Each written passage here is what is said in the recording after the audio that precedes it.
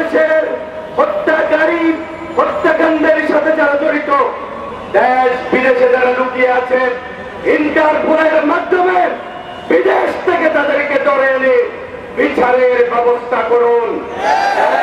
আজকের এই প্রথম বার্ষিকীর গণমিছিল পূর্ব আজকের এই সমাবেশের সম্মানিত সভাপতি, চট্টগ্রাম মহানগর জামাতের সম্মানিত ভারপ্রাপ্ত আমির, বিশিষ্ট পরিবেশ বিজ্ঞানী জনতা জনাব নজরুল ইসলাম ভাই, উপস্থিত আজকের এই সমাবেশের প্রধান অতিথি বাংলাদেশ জামাত ইসলামীর সম্মানিত অ্যাসিস্ট্যান্ট সেক্রেটারি জেনারেল, কেন্দ্রীয় নির্বাহী পরিষদ সদস্য জনতা জনাব মাওলানা মোহাম্মদ শাহজাহান সাহেব, উপস্থিত জামাত নেতৃবৃন্দ, শ্রমিক কল্যাণ নেতৃবৃন্দ, ইসলামী ছাত্র শিবিরের নেতৃবৃন্দ, বীর চট্টদার সংগ্রামী জনতা, আমি আমার বক্তব্যের শুরুতেই মহান মাহবুবের দরবারে দোয়া করছি, যারা ৩৬শে জুলাইয়ের আন্দোলনে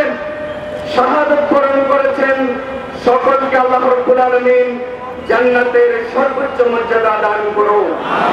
যারা আহত হয়েছেন, বন্ধুত্ব বরণ করেছেন, তাদের চিকিৎসার সকল দায় দায়িত্ব সরকারকেই বহন করতে হবে।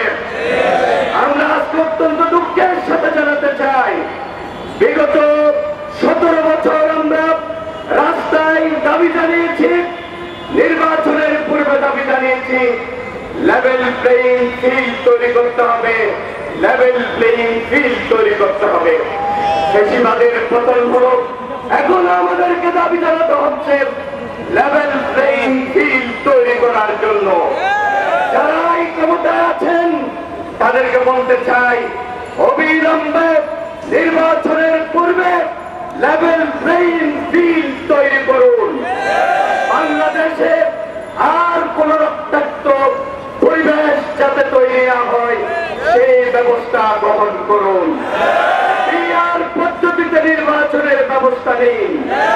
বাংলাদেশের হত্যাকারী হত্যাকাণ্ডের সাথে যারা জড়িত, দেশ বিদেশে যারা লুকিয়ে আছেন, ইন্টারপোলের মাধ্যমে বিদেশ থেকে তাদেরকে ধরে এনে বিচারের ব্যবস্থা করুন। যারা এখানে লুকিয়ে আছে তাদেরকে বিচারের ব্যবস্থা করুন। আসুন, আগামীর বাংলাদেশ ইসলামের বাংলাদেশ, আগামীর বাংলাদেশ জামাতের বাংলাদেশ, এই আহ্বান জানিয়ে আমি কথা শেষ করি।